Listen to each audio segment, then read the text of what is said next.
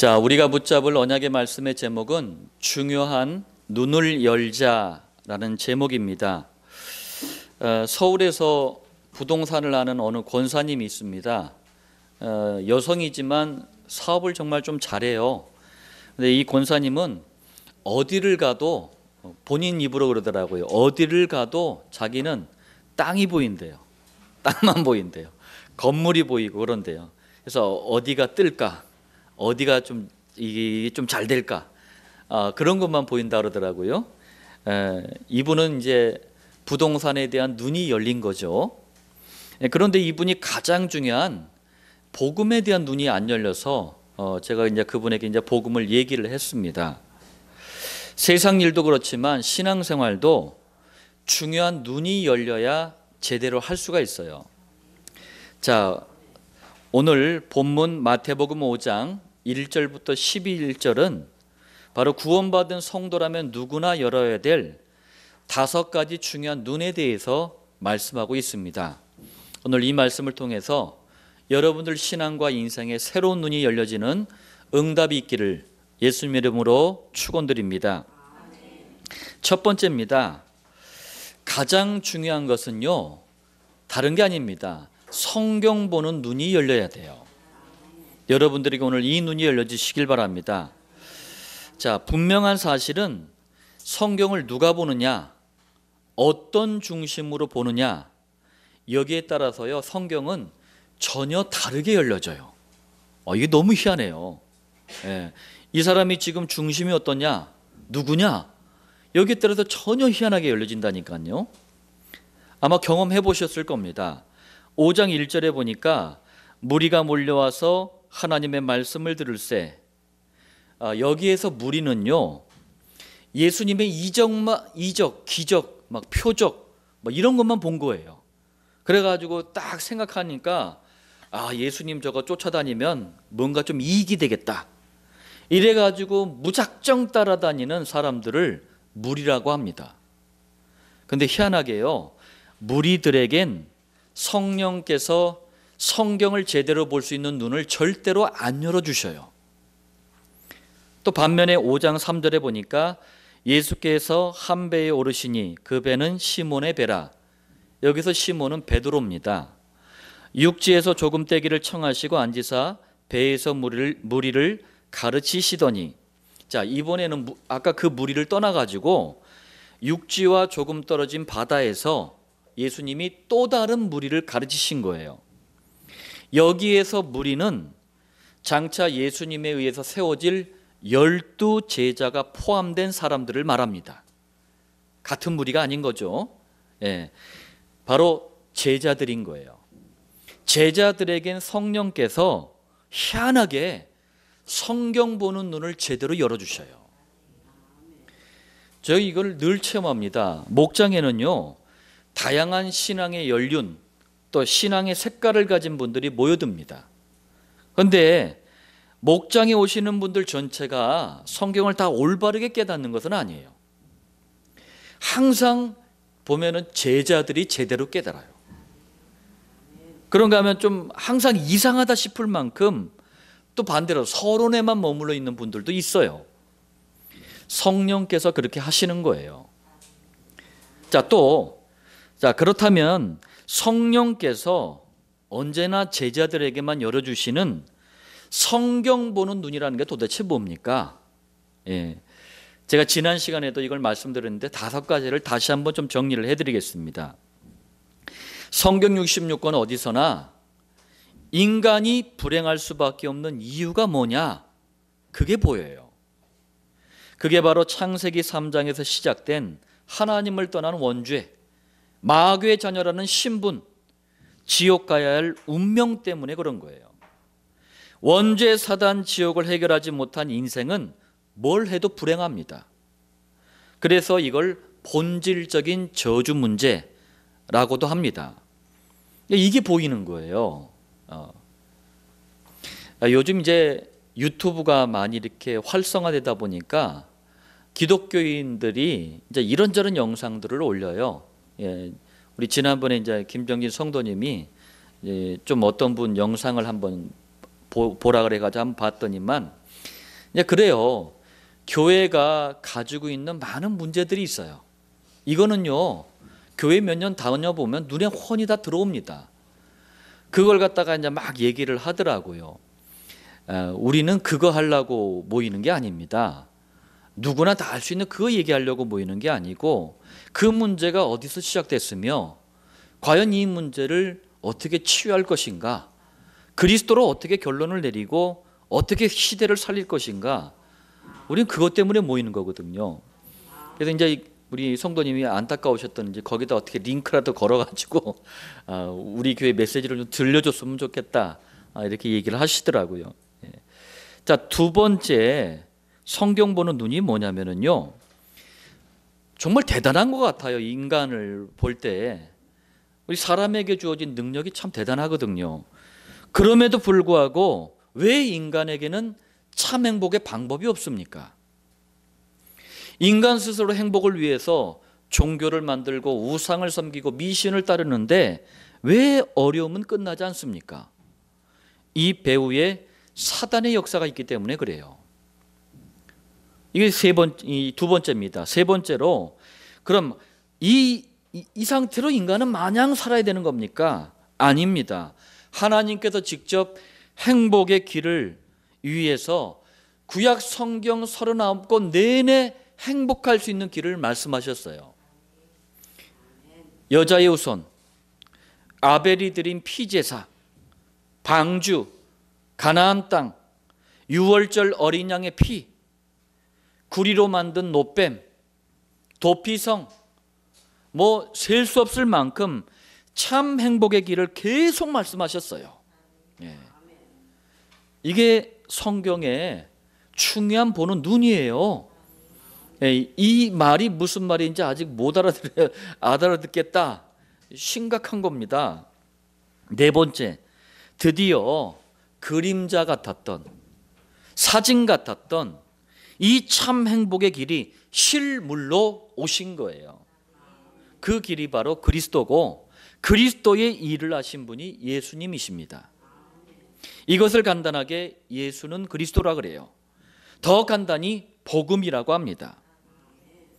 복음만이, 곧 예수가 그리스도이심을 믿는 믿음만이 하나님의 자녀라는 참 행복의 길을 만날 수가 있는 거예요.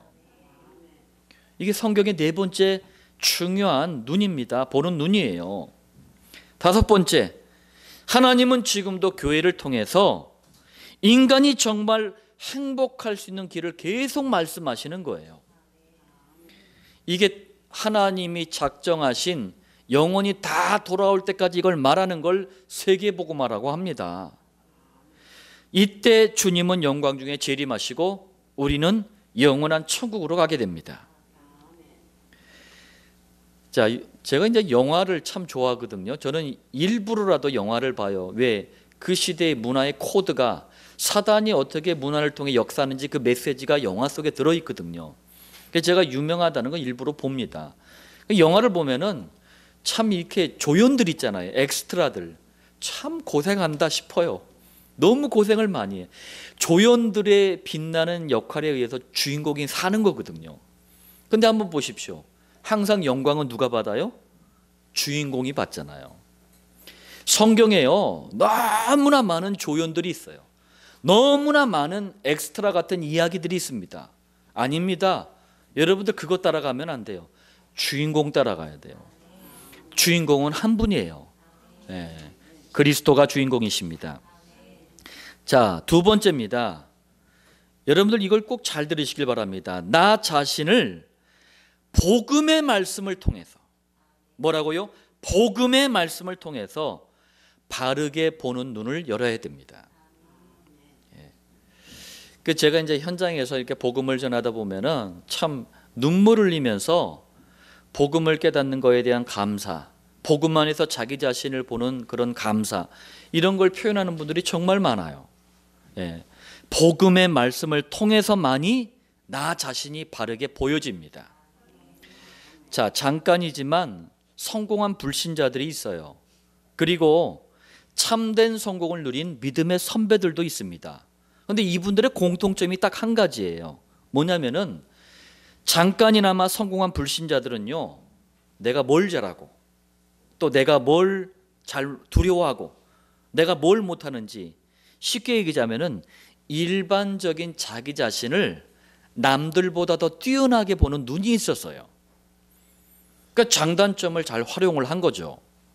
또 반대로 이제 믿음의 선배들은 이런 것도 잘 봤지만 내면에 감춰진 자신을 복음의 말씀으로 잘 들여다봤어요. 그렇기 때문에 하나님 앞에서 귀하게 쓰임을 받은 겁니다. 오늘 본문에 믿음의 사람 시몬 베드로도 이걸 잘 본 거예요. 자, 5장 8절에 보니까 시몬 베드로가 이를 보고 예수의 무릎 아래에 엎드려, 이게 무슨 말이냐면은 예수님이 여기 가서 그물 던져라 했더니 그물이 찢어질 만큼 시몬 베드로가 탄 배뿐만 아니라 다른 2배까지 가득 채울 만큼 물고기를 잡은 거예요. 그 사건을 보고 예수님의 무릎 아래에 엎드려 이제 말하는 거예요. 이르되 주여 나를 떠나소서, 나는 죄인이로소이다. 불과 잠시 전까지만 해도 5장 5절에 보니까 예수님을 향해서 선생님 이렇게 얘기했어요. 선생님, 그 흔한 그냥 존경한다는 의미로 선생님 이러던 베드로가 복음의 말씀과 그 능력을 통해 자기 자신을 들여다보니까 예수님을 뭐라고 고백합니까? 주여, 이렇게 고백을 해요. 주라는 게 도대체 어떤 고백입니까? 예수님은 원죄 사단 지역 문제를 해결하기 위해서 창세기 때부터 여자의 후손으로 그렇게 약속했던 그 여호와, 바로 그분 아니십니까? 그게 주라는 고백이에요. 다시 말하자면 예수님을 자기 인생의 주로 고백했다는 것은요, 나의 인생에 절대로 필요한 여호와십니다 라고 고백을 한 거예요. 얼마나 자기 자신을 잘 들여다본 겁니까? 아직까지도 내가요, 이런 분이 계시다면 바꾸시길 바랍니다. 여호와만이 여러분 인생에 필요하고 여러분 인생의 주가 돼야 돼요. 예. 자, 그리고 자신을 죄인이라고 고백을 해요. 복음의 말씀이 아니면은요, 이게 무슨 말이냐면 자기 자신의 영적인 상태가 절대로 안 보여요. 예. 그게 죄인이라고 본 거예요. 자기 자신을, 영적인 상태를. 그럼 어떤 영적인 상태를 말하는 겁니까? 아, 내가 나 잘난 맛에 세상 사는 줄 알았더니 원죄와 모든 죄 때문에 내가 저주와 재앙 아래 그 범벅이 돼서 사는구나. 그게 보인 거예요. 내가 내 고집대로 사는 게 인생이지 이런 건 줄 알았는데 사단이 주는 실패와 고통 아래 내 인생이 지금 처박혀 있구나. 내 주관대로 살아나가는 게 인생이지 이런 줄 알았더니 내가 지옥 가야 될 운명 아래 잡혀서 허무와 방황 아래 내가 지금 살아가고 있구나. 복음의 말씀과 그 능력 앞에 서니까 자신이 제대로 보인 거예요. 하나님께 평생을 귀하게 쓰임받은 믿음의 사람들은요, 전부 복음의 말씀으로 자기 자신을 봤어요. 오늘 여러분들에게 진정으로 나 자신을 제대로 볼 수 있는 눈이 열려지시길 바랍니다. 세 번째입니다. 말을 참 주의하시길 바랍니다. 그리스도 안에서예요. 그리스도 안에서 사건과 문제를 볼 수 있는 눈을 여시길 바랍니다. 2014년 새해가 밝아오고 나서 얼마 안 돼가지고 세월호 사건이 터졌어요. 그 전에 2013년에 교회가 정말 그런 걸 회개를 해야 돼요. 정말 그런 걸 통곡을 해야 돼요. 10월 31일 날 아주 유명한 교단들, 목사님들, 평신도들이 모여가지고 기독교, 불교, 유교, 천주교, 아프리카 토속신앙 모든 거는 다 하나다. 종교 통합대회를 열었어요. 그러자 2014년 새해가 밝고 나서 얼마 안 돼서 우리 후대들이 수백 명이 물에 수장이 돼버렸어요.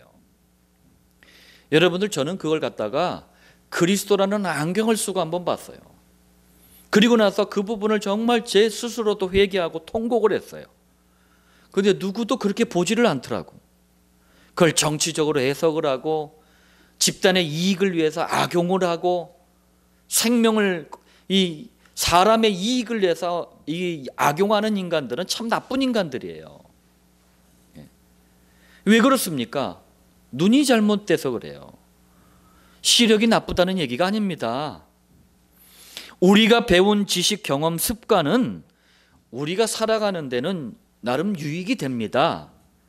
그런데 거의 대부분의 사람들이, 심지어는 교회를 다니면서도 여전히 자기 자신의 지식, 경험, 습관을 자꾸 의지를 해요. 그러니까 실패를 맛보는 거예요. 여러분들, 우리가 얼마나 연약합니까? 우리가 얼마나 한계가 많은 인생을 살아가고 있습니까? 자, 오늘 본문에도 자신의 지식, 경험, 습관을 동원해도 해결이 안 되는 사건과 문제를 만난 베드로가 등장을 합니다.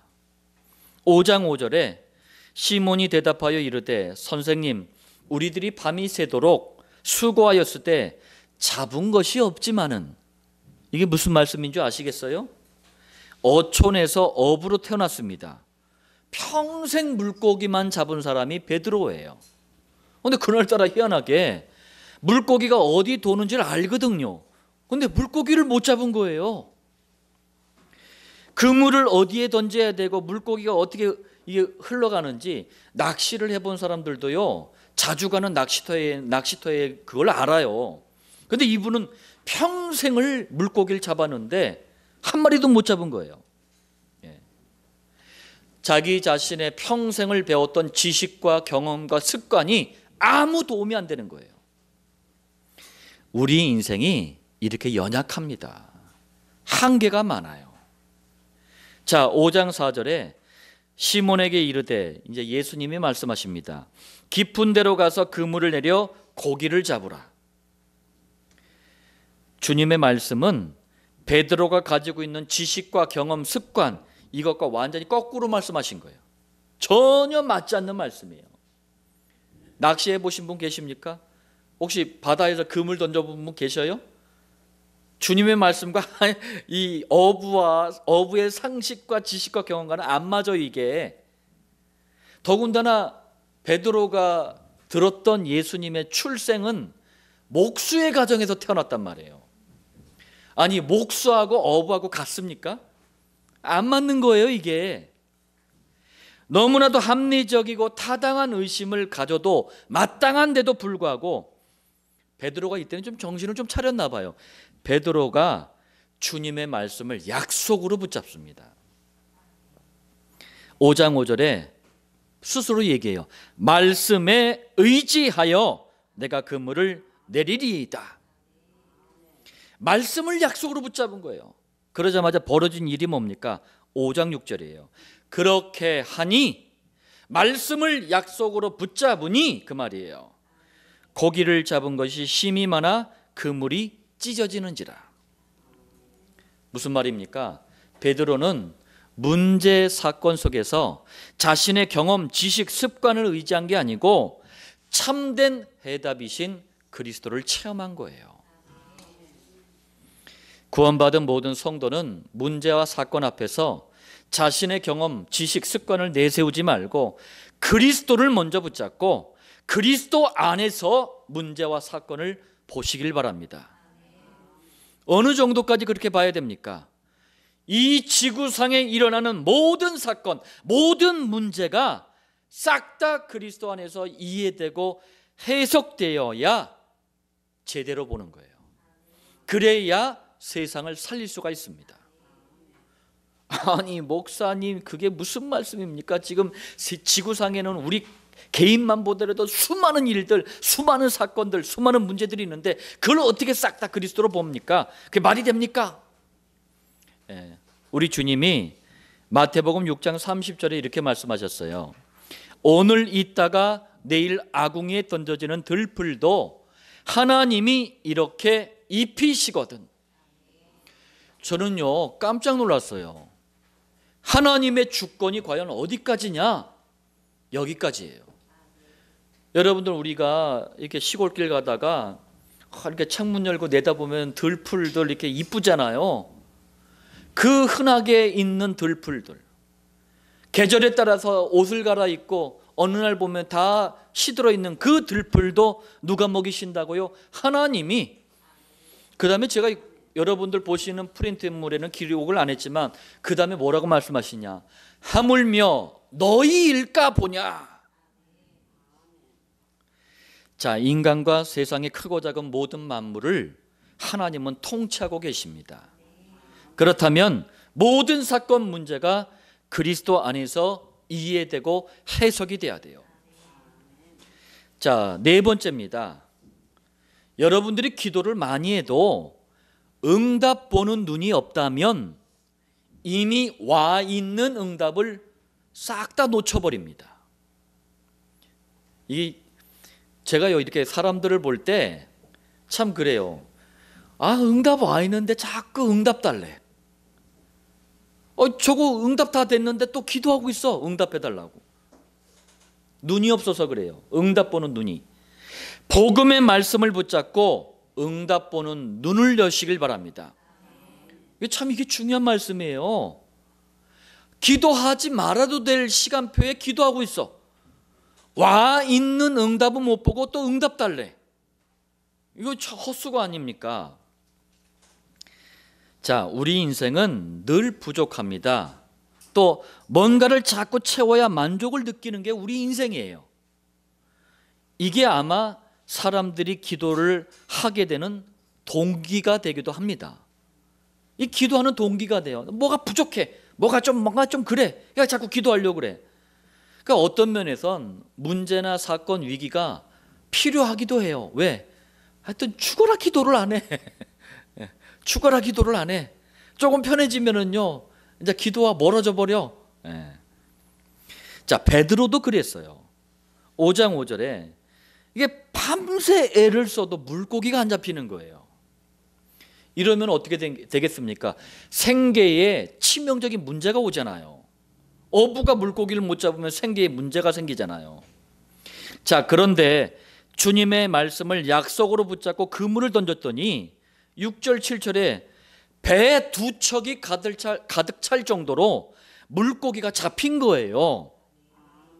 그럼 거의 대부분 뭐라고 생각합니까? 사람들은 기도응답 받았다 이렇게 얘기를 해요. 기도응답 받았대. 여러분들 잘 들으시길 바랍니다. 여기까지가 응답이라면 기독교가 종교와 다를 게 뭐가 있습니까?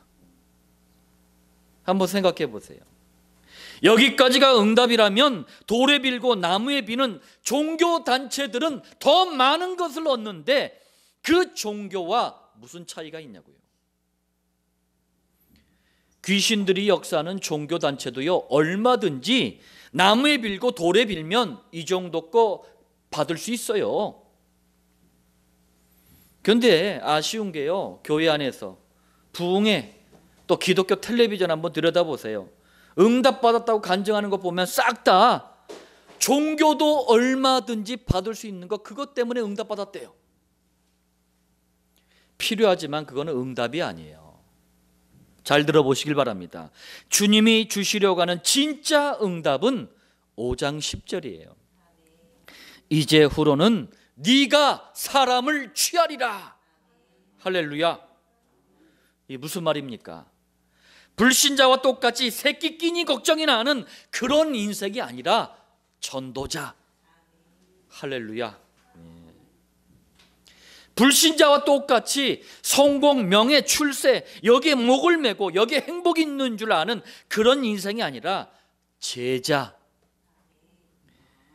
이것이 주님이 주시고자 하는 진짜 응답이에요. 근데요, 우리가 이 응답을 못 봐요.